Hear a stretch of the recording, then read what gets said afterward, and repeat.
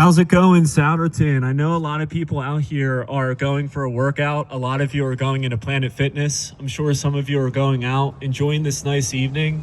It is a little bit colder. Some of you may be at the Dollar Tree.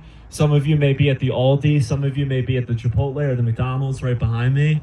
And so you're probably wondering, who's this guy with a red sweatshirt, a red hoodie, just speaking on a microphone right now? And I wanted to actually share something with you guys real quick.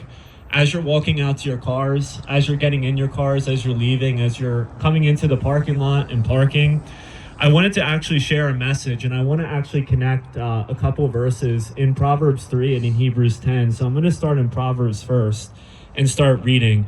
My son, do not forget my law, but let your heart keep my commands. For length of days and long life and peace they will add to you. Let not mercy and truth forsake you. Bind them around your neck, write them on the tablet of your heart, and so find favor and high esteem in the sight of God and man. Trust in the Lord with all your heart, and lean not on your own understanding. In all your ways acknowledge him, and he shall direct your paths. So I'm not going to read all of Proverbs chapter 3. Many of you may be out here and may be parents. Some of you may be mothers, some of you may be fathers.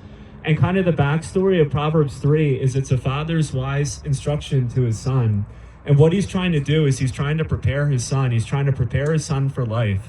I know many of you out there might have some kids that go to school. They may go to college. They're going to get an education. And why are they getting an education? They're getting an education to better themselves, to give themselves a greater chance at life, to have a greater economic outlook in life, to have greater kind of privileges and responsibilities, and just kind of advance and grow in life to be able to afford rent, housing, stuff like that, different amenities.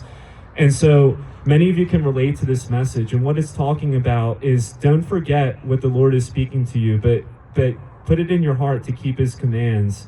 And it will add length to your days, and long life and peace it will add to you. And so it's saying to write this on the tablet of your heart. And so what it's talking about in Proverbs 3 is it's talking about the law, and it's talking about the Old Testament law that Moses gave to the children of Israel. And I want to actually connect these verses in Proverbs to the New Covenant. Now, the Old Covenant in the Old Testament, as we know, was the law handed down by the Lord to Moses, which he gave to the children of Israel. And so it was follow all these commands. It was do all these works. It was do all this stuff in order to find favor with God.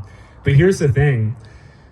There's nothing that we can do in our own power, in our own strength, to be able to handle this, to be able to achieve such a feat.